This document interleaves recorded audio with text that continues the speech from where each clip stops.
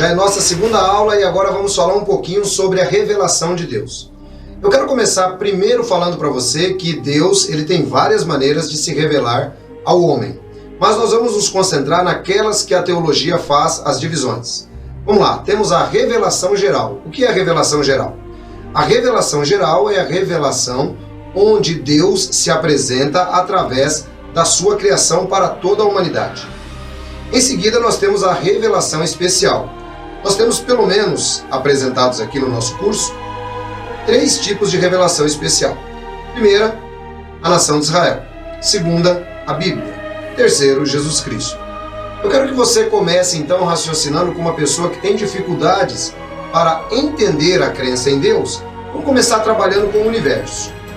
Pergunte talvez para essa pessoa, é possível que o nosso universo tenha se construído sozinho? É possível que tenha acontecido do nada? Claro que não. Eu gostaria de trazer a atenção a Isaías 40, 26. Quem é aquele que criou estas coisas? Fazendo referência às estrelas. E quando falamos em estrela, nós podemos dar destaque principalmente ao Sol. Você sabia, por exemplo, que o Sol ele demora em torno de 8 minutos e 18 segundos para chegar até a Terra? Que no centro do Sol atinge-se aproximadamente 15 milhões de graus centígrados. A distância entre a Terra e o Sol é de 149,45 milhões de quilômetros.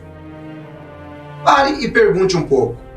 Será que aquele que criou o Sol é muito mais poderoso do que ele? Ou o Sol poderia ter surgido apenas por acaso? Lembrando que o Sol é apenas uma das bilhões de estrelas presentes no universo. Assim, como pode a mente humana entender o Sol e não acreditar na necessidade de um Criador? Como é possível estudar o Sol e ainda assim não acreditar que precisou de uma mente inteligente para criá-lo? Romanos capítulo 1, versículo 20 nos diz que Deus ele pode ser compreendido através da criação. De modo que as pessoas que não acreditam em Deus, elas são indesculpáveis. É isso mesmo. Não terão desculpas no dia que Deus se manifestar para julgar o mundo. Portanto, eu quero que você guarde esse primeiro ponto. A revelação geral de Deus, a criação, serve também de base para julgar a crença que o homem desenvolve ou não no seu Criador. Uma revelação agora chamada de especial. Vamos tratar da nação de Israel. A nação de Israel é chamada por Deus através do patriarca Abrão ou Abraão. Abraão, ele tem a promessa de que ele se tornaria pai de uma grande nação, e isso de fato aconteceu. Agora o que nós queremos chamar a atenção aqui não é simplesmente para isso, mas para a trajetória de Israel que comprova a existência de Deus. Deus havia dito que teria um pacto perpétuo com a nação de Israel. Assim, embora essa nação tenha sido quase que exterminada, até mesmo no Holocausto, Israel vem de uma trajetória de dificuldades, mas que Deus a sustenta. Note, por exemplo, em 586, 587, quando a Babilônia ela capturou Israel. Isso mesmo, Israel entra num período de servidão de 70 anos. A história secular nos mostra, isso está documentado, está no Museu Britânico, o cilindro de Ciro, que mostra a vitória do povo persa sobre a Babilônia, culminando na libertação de Israel. Isso está descrito no livro de Esdras, capítulo 1, versículos de 2 até o 4. Isso está escrito no livro de Daniel, capítulo 5. E isso está escrito no cilindro de Ciro. Eu até dou uma dica para você que gosta de pesquisar um pouquinho mais sobre arqueologia bíblica. Talvez você possa visitar as páginas do Museu Britânico, do Louvre, ou mesmo do Museu de Israel, buscando o tópico arqueologia bíblica, e você ficará realmente fascinado com o que você vai encontrar. De modo que Israel, a sua existência, a sua permanência, comprova de fato a existência de um Criador. O profeta Zacarias, lá no livro de Zacarias, capítulo 12, versículo 2 e 3, nos diz que Jerusalém seria colocada como uma pedra pesada. Na ocasião em que isso está sendo escrito, Israel está numa situação lastimável.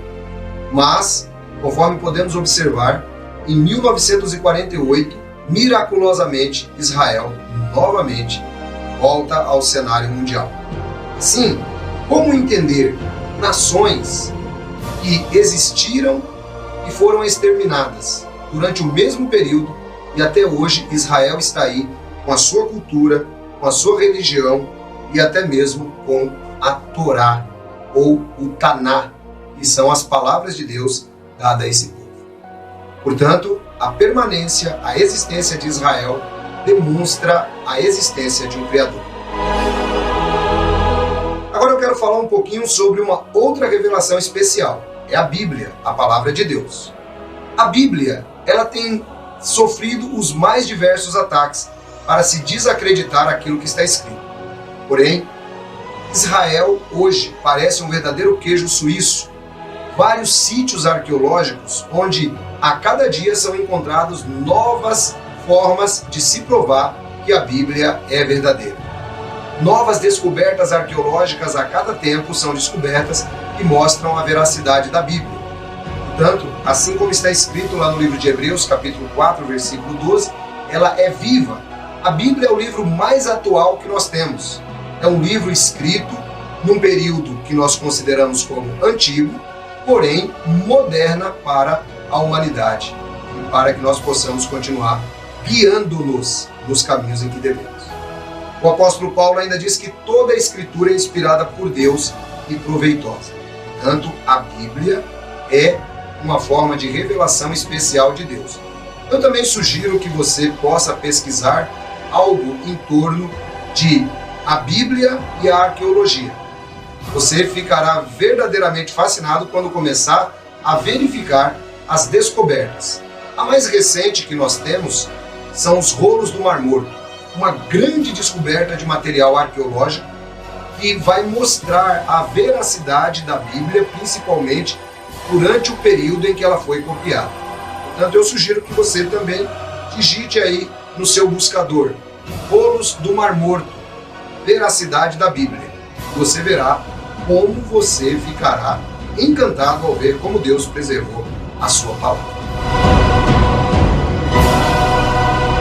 A última forma que nós citamos de revelação especial é o próprio Jesus. Hebreus capítulo 1, versículo de 1 a 3, resume muito bem isso. Ali está escrito que Deus falou de muitas maneiras aos pais, mas agora falou-nos através do Filho, que é o próprio Jesus. Portanto, Jesus deixa a sua vida no céu, transforma-se em um ser humano, humilha-se até a morte, conforme diz a palavra de Deus, morte essa no madeiro ou na cruz, para que ele pudesse nos salvar. Essa é uma das maiores revelações que nós podemos ter, e é por isso que nós nunca devemos desprezar o amor de Deus, porque Deus amou o mundo de tal maneira que deu o seu Filho único, para que todo aquele que nele crê não pereça, mas tenha vida eterna. Eu quero citar então que para que nós possamos evangelizar com autoridade bíblica, é necessário entender as revelações de Deus. Vamos recapitular? Revelação geral, a criação. Revelação especial, Israel, a Bíblia e Jesus. O homem está sendo levado a um estado de decomposição a cada dia por causa do pecado. Enquanto o homem não aceitar a presença de Deus na sua vida, esse estado continua. E é por isso que é tão importante aprendermos e cumprirmos o ID de Jesus. Quando Jesus Cristo disse ide por todo mundo, ele estava dizendo comigo e com você, para ajudar a libertar pessoas que estão caminhando para um destino eterno, cheio de tormento.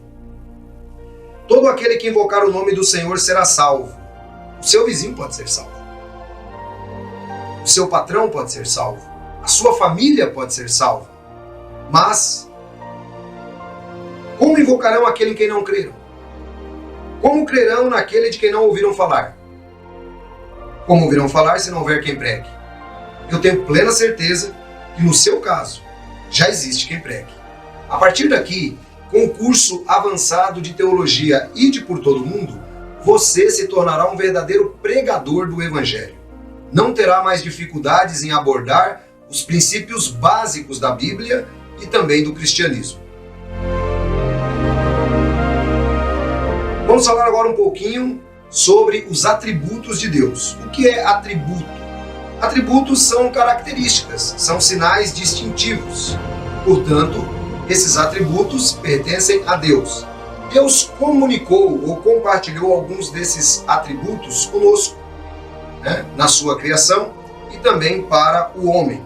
Portanto, dentro da nossa incapacidade, dentro da nossa finitude, da nossa ignorância, o próprio Deus nos mostra uma partícula de quem Ele é. Os atributos de Deus são divididos em duas categorias. Primeiro, atributos comunicáveis, ou seja, aqueles que Ele partilhou e que o homem consegue enxergar sem a menor dificuldade. E os atributos incomunicáveis são aqueles que pertencem somente a Deus. Portanto, ao evangelizar, você precisa lembrar-se de que Deus deu a inteligência ao homem como um dos seus atributos. A inteligência faz parte dos atributos de Deus. Portanto, vamos então a alguns deles. Deus é amor. Não é que Deus tem amor, Deus é amor. Temos vários textos bíblicos, entre eles 1 de João, capítulo 4, versículo 8. Portanto, se Deus é amor, como é que o amor de Deus é exposto? Podemos analisar na Bíblia, Deuteronômio, capítulo 7, versículo 8, e os textos citados. Deus manifesta o seu amor. De que maneira? Através de Cristo Jesus. Conforme já citamos, João, capítulo 3, versículo 16.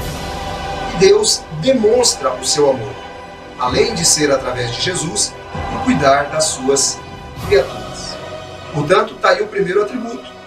Deus é amor. Ele comunica isso conosco. Deus é justo. Veja que Deus é santo e também é justo. O que é a justiça? Justiça é a santidade em ação.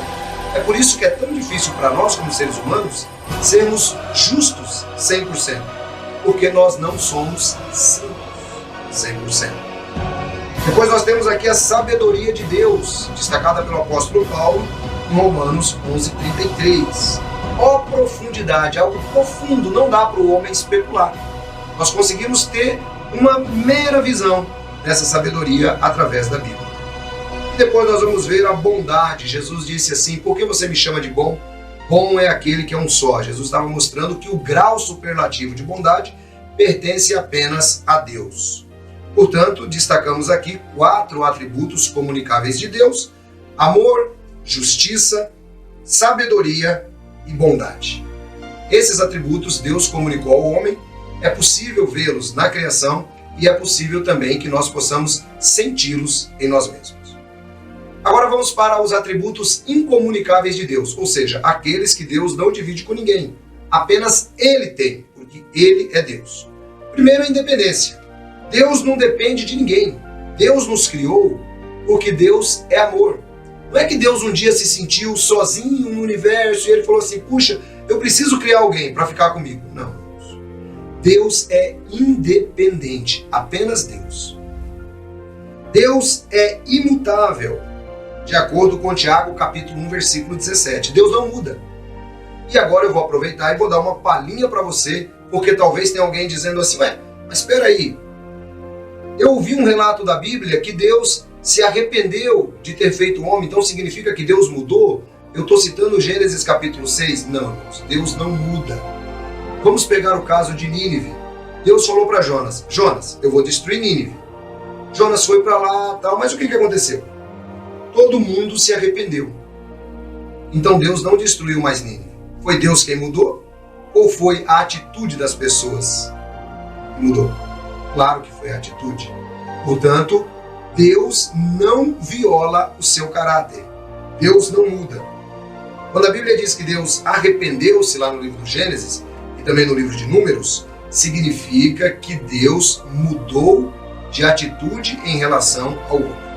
Essa é a ideia.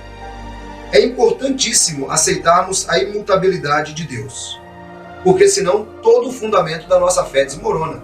Já pensou ter um Deus com características humanas, assim como a mitologia grega? Malaquias capítulo 3, versículo 6. Eu sou o Senhor, eu não mudo. Portanto, Deus não muda. Um outro atributo de Deus, que é apenas dele, é a eternidade. Ninguém mais é eterno. Ué, mas nós não vamos ter vida eterna? Sim, teremos vida eterna, mas vida que um dia começou. Diferentemente de Deus, que a Bíblia mostra não ter princípio e nem ter fim. O Êxodo 3,14, que é ali a raiz da origem do nome de Deus, eu sou o que sou, significa que ele é eterno. O Salmos número 90 também nos diz que Deus é de eternidade a eternidade. E aí talvez você diga, puxa, mas eu não consigo entender isso. Isso é natural. Que bom que nós não conseguimos entender. Afinal de contas, como pode uma mente que hoje consegue viver no máximo 80, 90 anos, entender a eternidade?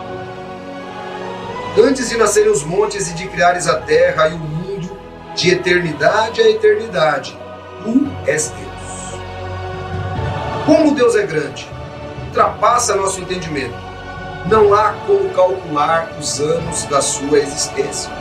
Ele diz, eu sou o Alfa e o Ômega, o que é e que era. Deus não tem passado, Deus não tem presente e Deus não tem futuro. Deus é. Todas as coisas estão descobertas aos seus olhos. Uma outra característica interessantíssima é a onipresença. Deus faz a seguinte pergunta no livro de Jeremias, capítulo 23, versículos 23 e 24. Sou eu apenas Deus de perto e não também um Deus de longe? Poderá alguém esconder-se e sem que eu veja? Pergunta o Senhor. Não sou eu aquele que enche os céus e a terra? Pergunta o Senhor. Então esse texto nos mostra mais um atributo incomunicável de Deus. Ou seja, um atributo natural, só Deus tem. Ele está presente em todos os lugares. A onipresença de Deus é claramente ensinada na Bíblia, conforme eu citei, Jeremias capítulo 23. Podemos citar também os Salmos, número 139, versículo de 7 a 10. Para onde eu poderia escapar do teu espírito? Para onde eu poderia fugir da tua presença? Não existe como escaparmos da presença de Deus. Portanto, Deus nos vê a todo momento. Precisamos nos lembrar disso quando nos deparamos com alguém que não crê.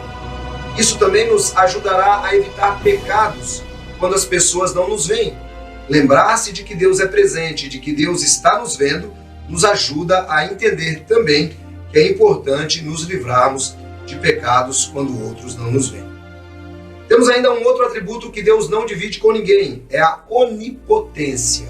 O que é a onipotência? Onipotência significa que ele é o Todo-Poderoso. Jó 42:2. Sei que podes fazer todas as coisas. Nenhum dos teus planos pode ser frustrado. Eu sou o Alfa e o Ômega, o que é, o que era, o que há de vir, o Todo-Poderoso. Portanto, a Bíblia é muito clara em apresentar-nos a onipotência de Deus. Daniel capítulo 2 nos mostra o sonho do rei e nós observamos ali Deus falando para Daniel que ele é o Todo-Poderoso. Até mesmo na história dos reinos humanos, Deus, ele manda. Deus, ele arbitra. A Bíblia diz que as autoridades estão colocadas por Deus nos seus devidos lugares. Nabucodonosor, rei da Babilônia, por fim, aliás, personagem que está aí, muito conhecido, inclusive em museus, relíquias, ele diz assim: ao fim daquele período, eu louvei ao Altíssimo e honrei e glorifiquei aquele que vive para sempre. O seu domínio é um domínio eterno. O seu reino dura de geração em geração. Todos os povos da terra são como nada diante dele. Ele age como lhe agrada, com os seus exércitos dos céus e com os habitantes da terra. Ninguém é capaz de resistir à sua mão, nem de dizer-lhe o que fizeste. Portanto, a palavra onipotente significa todo-poderoso. Está aqui mais um atributo que Deus não divide com ninguém. Temos ainda a onisciência. O que é a onisciência? A onisciência é o fato de saber todas as coisas. A Bíblia diz que Deus cria desde o princípio e o final. 1 de João 3, 19 e 20, ali está escrito: porque Deus é maior do que o nosso coração e sabe todas as coisas. Aliás, eu acho que essa palavra ela é muito boa para você que muitas vezes anda preocupado, anda perturbado por ações que aconteceram no passado, você já se arrependeu e você anda ainda com o coração um pouco pesado. Note, Deus é maior do que o nosso coração, mesmo que Ele tente nos condenar e sabe todas as coisas. Você percebe como a nossa teologia é prática? Ela inclusive nos ajuda no nosso lado pessoal. Portanto, não é difícil entendermos um Deus onisciente. Podemos descansar seguros nas mãos desse Deus. Tudo o que Ele promete, Ele vai cumprir. Ele nunca nos desamparará. Ele nunca nos deixará. De modo algum te deixarei e de modo algum te abandonarei. Depois nós temos mais um atributo de Deus, que é o fato de Deus ser único. Isso mesmo. Deuteronômio capítulo 6, versículo 4, ali está escrito: Ouve, ó Israel, Yahvé, o nosso Deus, é o único Senhor. Quer dizer que Deus é único. Nós vamos entender um pouco mais sobre isso lá na frente, quando falarmos sobre a triunidade de Deus. Para agora, basta entendermos, conforme nos diz 1 Timóteo capítulo 1, versículo 17, ao Rei eterno, o Deus único. Portanto, está aqui mais um atributo de Deus, um atributo incomunicável. Foi claro para você entender então? Você viu como é simples entendermos os atributos de Deus? Vamos recapitular então alguns deles, falando então em atributos comunicáveis, atributos que o homem vê, sente e vive: amor, justiça, sabedoria e bondade. São os comunicáveis. Poderíamos alistar ainda outros, mas está bom até aqui. Agora vamos para os atributos incomunicáveis, ou os que são naturais apenas de Deus. Você já ouviu uma explicação sobre todos eles: independência, imutabilidade, Deus não muda; eternidade, Deus não teve princípio nem terá fim. A mente humana jamais entenderá isso.